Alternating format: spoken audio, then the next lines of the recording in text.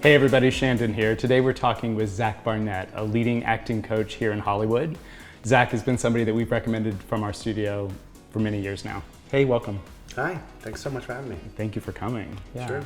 So tell us about your acting curriculum and how it differs from other acting teachers. Sure. I think one of the things that makes our studio different is I've been in a lot of studios where they're like, just be yourself. And it's like, thanks. Like, thank you for putting me in an impossible problem that I am always trying to figure out and telling me to do it. Like, give me the how. And I think that so much of our studio is about how do you connect to yourself.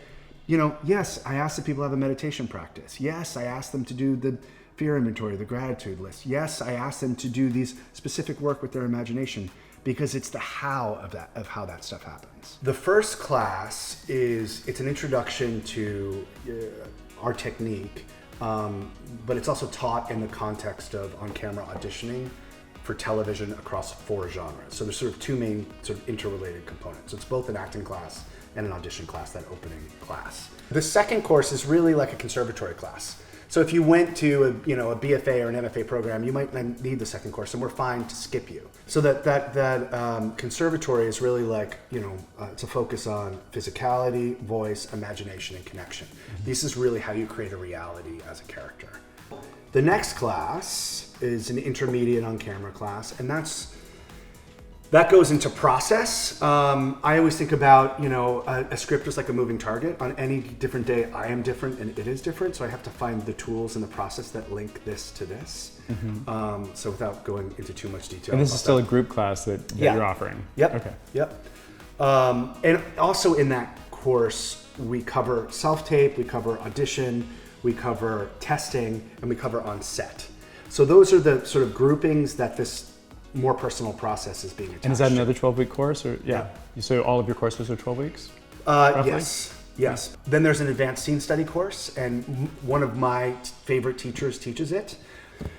Her mother is Estelle Parsons, who her mother was the artistic director of the Actors Studio at its height. So her mother cultivated the careers of Harvey Keitel, Ellen Burstyn, Al Pacino. So she grew up on the floor of the Actors Studio. She's currently Jane Fonda's coach. She was Rami Malek's coach on Mr. Robot. So, she teaches this course, and it starts off with a 45-minute long meditation. Wow. So it's basically like, you just learned all of these things. Now we're going to forget them and get into a deep intuition and kind of the digestion of everything you learned earlier. So basically all of the mechanics, you start to realize when you let go, are intuitive. You learn them on a deeper level. Yeah. Right? My class is a combination of on-camera work and scene study. And it really is about personal development. So it's like, okay, you have the skills now. So now let's keep you engaged with where you are kind of in the cusp of your life and your own personal development. So your life questions become your acting questions. I ask everyone that they meditate every day outside of class. I ask that they do morning pages. I ask that they do a fear inventory, a gratitude list. I ask that they do spot meditations throughout the day. I ask that they have at the end of the day, they reflect on their core experiences. They also reflect on the moments that made them feel good about themselves and bad about themselves. Not what good and bad happened, but how they responded built their self-esteem or destroyed their self-esteem. Yeah. So it's all this it's that stuff. And then we also read a book together. So, and it's not a book about acting, but it's a book kind of about the human psyche and instrument. It sounds like you are providing your students with tools to help deal with the industry, almost as much as like, how do you actually break apart the scene and make it work on camera? Absolutely. It's about like having them grow as people, and then the rest just happens naturally. Yeah. I mean, is that sort of like, I know you have tenets for your studio that it's activism and entertainment and spirituality, is that right? You got it. Why don't you talk a little bit more to that? Because I feel like that's sort of what this is and what you're trying to provide to your students. Yeah. Spirituality, I always have to distinguish it from religion, and I don't have anything against anyone who has any religious affiliation or whatever, but I do want to distinguish it, or maybe simplify it and say, how can I let my unconscious come forward into my work? If you don't have access to that, you're not acting. No. You're indicating. You're pretending. And with how many actors there are, how many options people have. If someone's not connected, we feel it, we know it. Next, move. Right? So spirituality of finding that creative access is essential. Activism, I think it's a really real way of framing what do you care about? What moves you? And what's great about that is acting is presence and purpose. It is that connection to that spiritual thing, and it is also need, right? That is what creates a story. So this second part is really learning how you get in touch with what's important to you and how you pursue need. And also, I've had a lot of students that have become successful, and by identifying all of that, they know what they want to support in a larger way once they have that platform. Right. So they have the seeds of that from the beginning. If that makes sense. And entertainment for me, I mean, it's just that becomes the study of the craft and the study of why what we're doing is important. And there's a reason why there's, 10,000 programs on TV, because we have a whole world of people who are looking to identify themselves and experience themselves. And have cathartic experiences. Yeah, of course. So it's the study of all of that. It's the study of the craft of this, and it's the study of the audience. And so you put those three things together, and you get actors that have a profound sense of purpose, alignment, and they also know how to navigate an industry which is going to test them on every level. So it becomes a way of keeping them safe and sane at the same time. Yeah, that's amazing. Sounds amazing. So let's talk about your staff. You sound like you have a lot of people that you love to work with, and it sounds like your students also appreciate the diversity in your staff. Yeah. I kind of had to make a decision when I started the studio of like, is this my studio or am I holding a conversation? And I love this. This is what I've chosen to do with my life. And I'm like, I need to be challenged by the most interesting people I know in this field. My teacher teaches at the studio. My former teacher, she's currently Jane Fonda's coach. She grew up in the Actors Studio. The most recent guy came from the Royal Shakespeare Company. Sandy McCree is, she was on The Wire. She had an iconic role in The Wire, and she recently won an NAACP award for her work on the Bobby Brown story. So she's just this great actress. I have Kim Priest, who's kind of a rock and roll performance artist, which is just great because it just gets people out of their heads.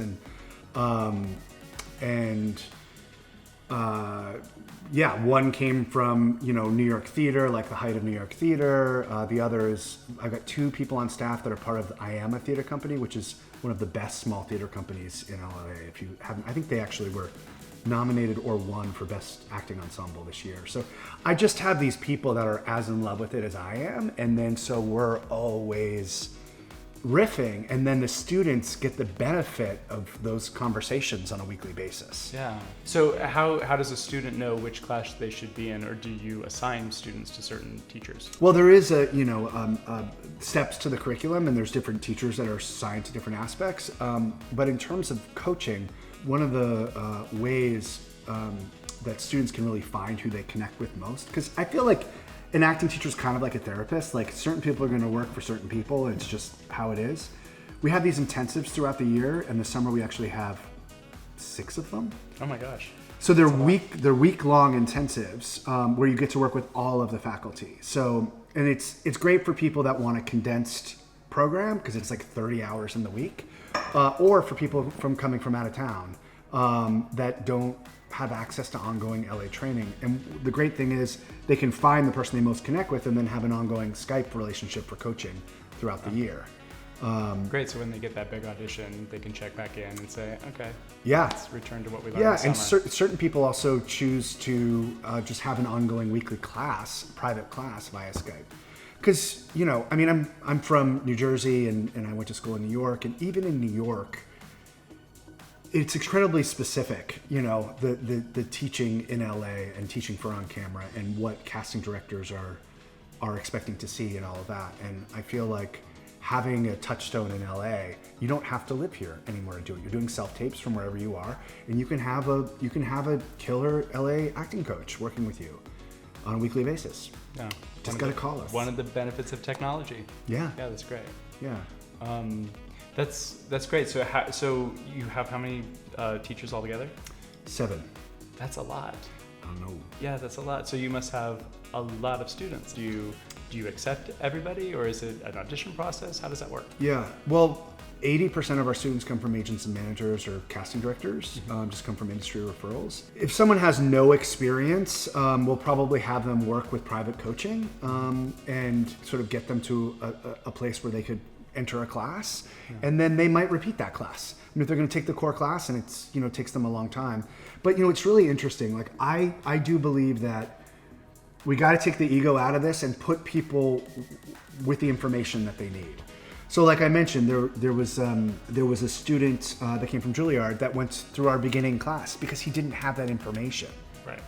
So they don't have your information. Right. And your approach. Right. Yeah. So but then you get up to speed, and then it's like, okay, now we can skip the middle sections and get straight to the good stuff. Yeah. So the Juilliard guy went straight from that class to my master class. Like he had all of the other stuff. So you have some summer intensives coming up. Tell us about them. The 2 in June we call them our young professional actor camps, and they are, there's one for film and one for TV. They also get to be mentored by students that are still studying at the program that a lot of the kids would recognize from TV shows. So that their camp counselors are like the people they know from Liv and Maddie or whatever. Yeah. And then in July, it's more adults. We have an intensive called The Art of the Breakout, and then one called Create Your Own Work. And that's really about your shadow side. Like, what don't you want people to see? Because holding back that energy is holding back your magnetism. So learning how to kind of embrace that and work with that makes you so much more interesting. Yeah. And then learning that as a foundation for creating your own work. And then the ones in August are focused on episodic season intensive. So there's a kids, a teens, and adult one that are really focused on kind of the current trends in TV and how to kill your guest star auditions.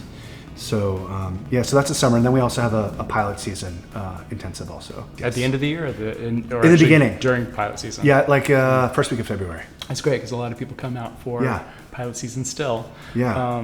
And that's something good to do while they're waiting around for that next audition. Yeah. So those intensives are a great way for people to stay connected that live from far away. What are the class sizes typically? They cap at 15. Oh, so it's really intimate. Yeah. That's amazing. That's great. Yeah, and they're anywhere from 3 to 5 hours, depending on. And so people work, pretty much every day. People work every class. Great. Yeah. Yeah, I know that that's a big concern with a lot of actors that we shoot, that, finding a class that they're not just going to observe, but, where they can get their hands dirty and really work and become better. Are there some common issues that you see with your actors? Some things that keep coming up over and over with most people? Well, my first thought is specificity and really understanding what that is. But I kind of can reframe it by saying this: like, it doesn't matter if students are 8 or 80. They always have the same 3 thoughts when they see themselves on camera, which is, I can't believe I'm that fat. I can't believe I'm that old. I should move home. Like that's generally how people regard themselves. But what's interesting is that is actually defied by specificity. So, people will be like, why do I make that weird face? And the truth is, the moment that people notice those things, it's because they're not connected. It's because they're not specific. It's like having a cold and like thinking sneezing's the problem. It's like, no, that's a symptom of the problem. The problem is you have a cold. The problem is you're not specific. You're noticing your face, and it's a clue that you're lacking a connection. I love it. So like if the connection is there, that's what you're paying attention to. You're not paying attention to the wallpaper. Yeah, all of a sudden, like, all the weird things you do make perfect sense because they're actually connected to something honest. Yeah. People don't always have a how. They might hear that. You need to be specific, but people's answers to that are always different. Like, I think about, everything that I say and do is connected to a thought, a feeling, an experience in real life. You hand someone a script, it's filled with all these, a world for this character, a world of people, places, events, and objects. And for that person in that world, they have a thought, a feeling, an experience about everything that they're talking about. And as actors, if you're just regarding these as words, it's like this is called a cup, right? But if the actor reads the word cup, but doesn't know that it's this that they're talking about and hasn't made a specific relationship to this, they're gonna lie. And how they lie is the same way that people do in real life. They avoid eye contact. They try to prove that what they're saying is true. They stonewall you. Right. So all these symptoms appear, and then people are like, why do I make that face? Well, because you didn't make the cup real. Interesting. Wow, that's huge. Specificity is not about, deciding what something is. It's that your relationship is so clear that shines through, right? And, you get there through, one of the ways you get there is through storytelling. So, if it says I have a relationship to my brother, and I'm talking about my brother in a given script, right? And I'm gonna need to be like, okay, well, what's clearly indicated in this is that, we had a tough relationship. Okay, if we had a tough relationship, I'm gonna indicate something. If I say, well, we grew up, my parents weren't around very much, my older brother took care of me. He always resented doing that. I actually remember coming home one day and he was with his girlfriend, and like as soon as I walked in, like he just gave me this look, and it just made me feel like I really didn't belong in my own home. And ever since then, I avoided, etc. So I'm riffing now, right? Yeah. And so what I'm doing is I'm moving past the barrier of my conscious mind into my unconscious, where there's a part of me that believes that story is true once I start emotionally reacting to it. If I start emotionally, not deciding what it is, but emotionally reacting to the decision I've made, my brain believes that that's true when I'm talking about it. So I've gone beyond my ego and I've launched a real experience in there. So that's so much a part of it, is like, I can see when someone has made anything that they are saying or doing specific. And that's always the tell. It's like, okay, we got to work on that. We got to make that alive for you. And specific to their own experiences, not just specific within, the framework of like, this is the action I must play. This is the action of how I would play it. What I'm saying is, I don't have a brother. So that story was not mine, right? Oh my God, you were so believable. Right, so I'm creating something. I'm using my creativity to make my imagination specific in the context of the script. So yes, I can use my own life. I can also use my imagination. The point is, either way, I am creating something that is not intentional. I'm giving an intentional framework to an unexpected experience. Just like when you are shooting, the moments that the people end up choosing or that you end up choosing are the moments that are unexpected. Right. They can go in there, and as soon as they stop trying, that's when the moment happens. Yeah. Right? 100%. So that's specificity, is you have to be the director of that experience. God, that's fascinating. And I'm sure probably really rewarding to see happen when it happens. Yeah. Yeah. So what are some of your success stories? Do you have some proud moments that you want to share? I've gotten to be some people's teachers for 10 years. And so I've gotten to see them kind of, some students I've had since they were 10 and other 20. So they're sort of I'm a second father to some people. So some are just very meaningful. I had this kid the other week, and I was giving him like a student review, and he's a relatively new student, maybe been with me for like 6 weeks. And really just like this kid is like, he's got a lot of soul. You can kind of tell that things are kind of hard at home or whatever. And I was just like, I want you to know I really believe in you. And I do. I wasn't, that was real. I really do believe in him. And he started welling up, and he was like, not many people do. Wow. And I was like, I do, and so that gives me a purpose. That gives me, that's very meaningful. And then I get to track them as they develop into their lives and their careers. I got to go to Sundance a couple of years ago. I had 3 students starring in projects.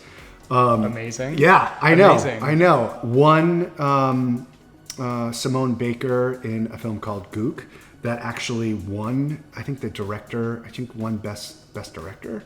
Another one, Gabrielle Elise in Snatchers, is this web series that was turned into a film that's like become this like sensation.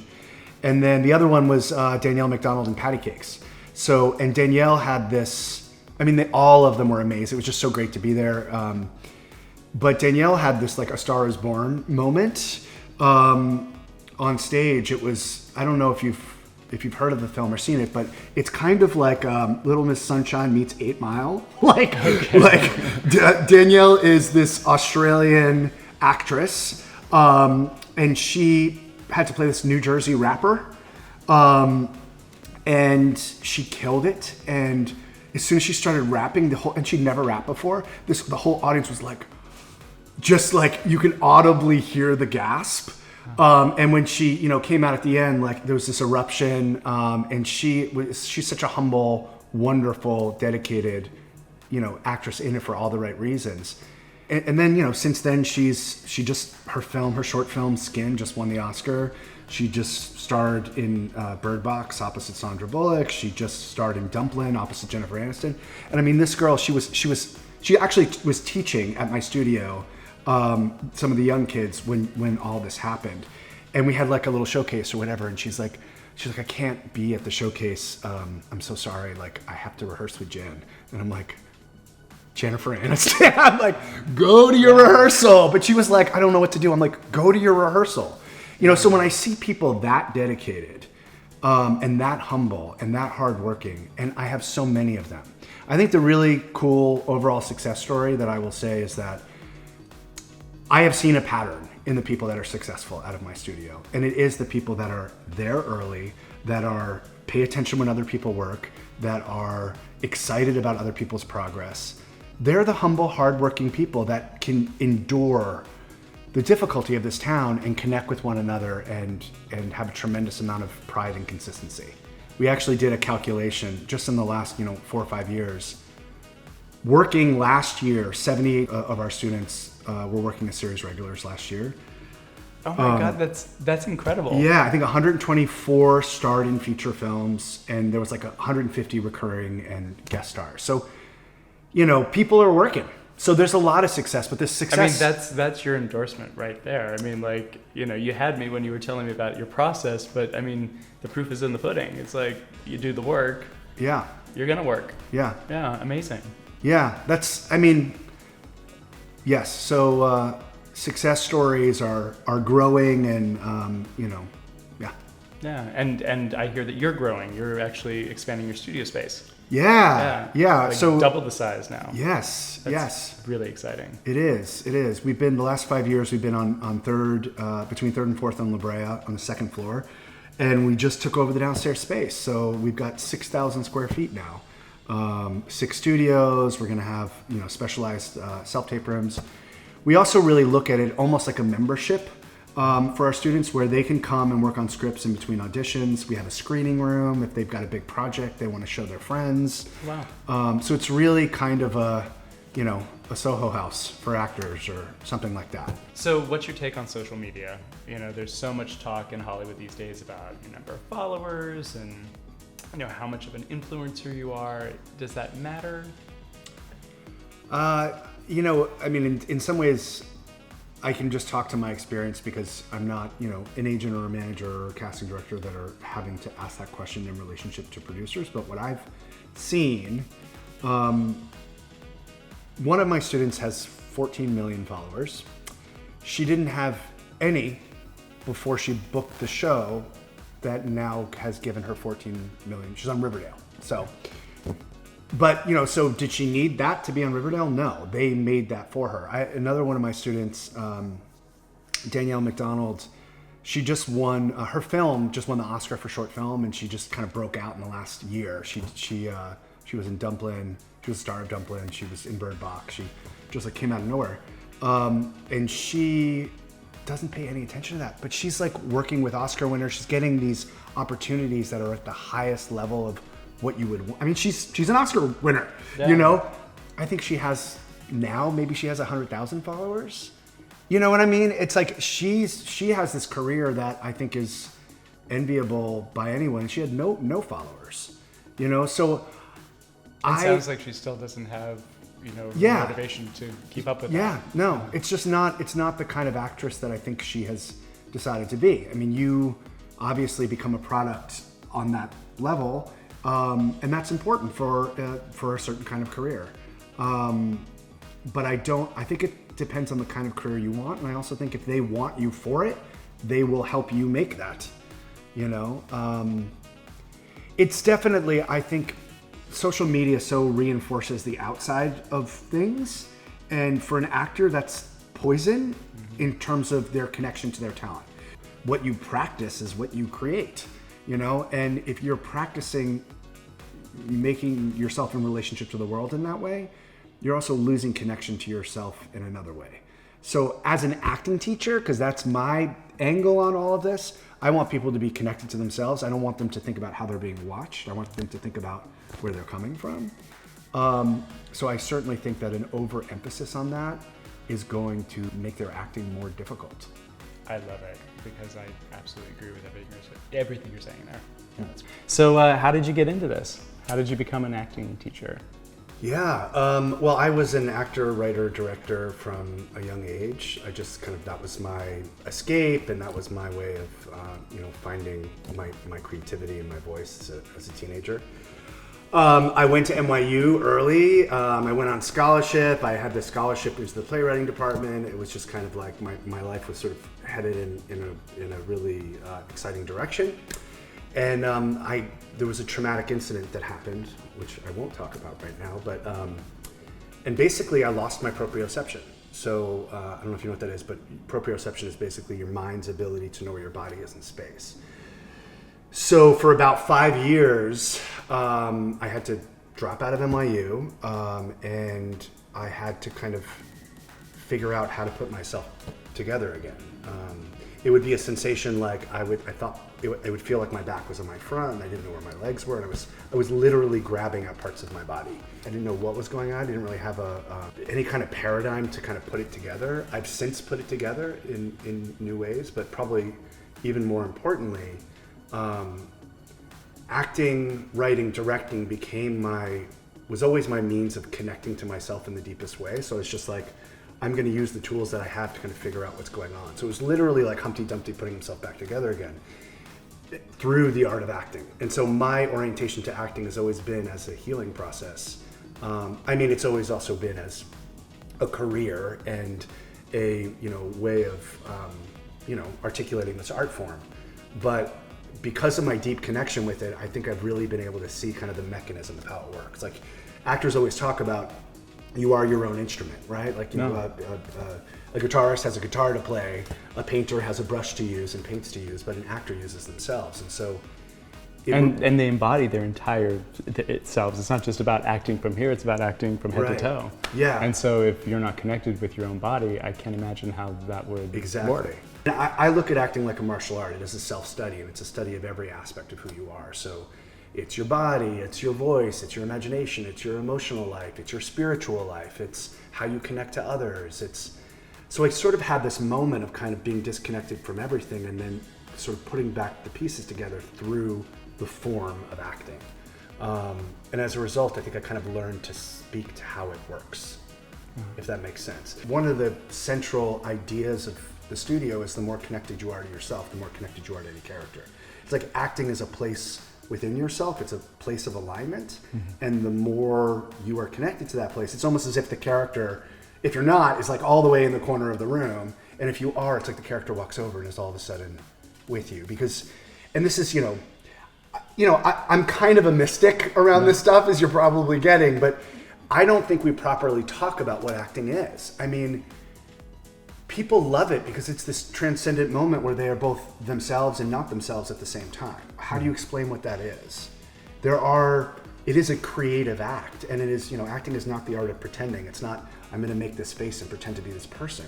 It's the art of becoming. There's a transformation that happens. It's a Zen moment where you're truly living in the present, and you're not about the preparation or like what's going to happen. It's about being yourself in that moment. Yeah. So I get that 100%. The process for learning anything is the same. You go from being unconscious and incompetent. So I'm unaware I'm doing something badly, to being conscious and incompetent. I'm aware I'm doing something badly. Yeah. To being conscious and competent, I'm aware I'm doing it correctly. To being unconscious and competent, I don't have to think about it and I'm doing it correctly. Oh, I love that. And that goes for walking, that goes for talking, that also goes for transforming into a character. Yeah. The moment that I think is most interesting is any craftsman can get to the conscious and competent phase. But in that phase is also your self-consciousness. There's also the awareness of doing it right and of possibly doing it wrong. And that's where so many actors get stuck. In order to get from that place to unconscious and competent, something else takes place. There is a creative moment of release. Yeah. You have to have faith in something in order to actually become the character and not suggest the character. So, this conversation in my studio around, spirituality, entertainment, and activism, these are kind of the 3 tenets of the studio. Yeah. And the idea is that for an actor, these hold life's biggest questions. And I don't have the answers to those questions. I don't care what your answers are, but I know that asking them will help you find your internal compass and will help you have that distinctive creative voice that makes you a star, or makes you completely unique. I had a teacher once say, with the script, if you know 3 things, you will see 3 things on the script. If you know 1,000,000, you will see 1,000,000. And the knowledge is not only what the script is. It's not only, this is a single cam comedy and it works this way and this is what the writer is looking for and these are the beats and these are the, etc. But it's also knowing all the emotional experiences that are embedded into it. And so I have this moment of relationship with this material where I actually see myself in it. So the more I'm expanding who I am, and that's why I think about acting as a martial art. It is like life expansion. It's continual self-awareness and expansion. The more that I then can see and become on this script. And that's when characters become incredibly nuanced and complex and rich. So, I've had students that have been in my class for 8 years, 9 years, because they're working on series, they're working on films, but they never want to stop that process of expanding. It's really like pursuing a higher sense of self. Zak, thank you so much for being with us today. This was an absolute pleasure. You have so much to offer and such an interesting way of looking at the world and looking at acting. Thank you. Well, thank you so much. I had such a great time. Yeah. So where can people find you online? Sure. My website is zakbarnett.com, so zakbarnett.com, and they can find about the intensives, the classes, the role prep, the private coaching, everything's there. Great. And you can also check out this full interview at shandonphotography.com/blog, as well as other interviews with industry professionals. Thanks again for being with us. All right. Thank you. Yeah, see you next time.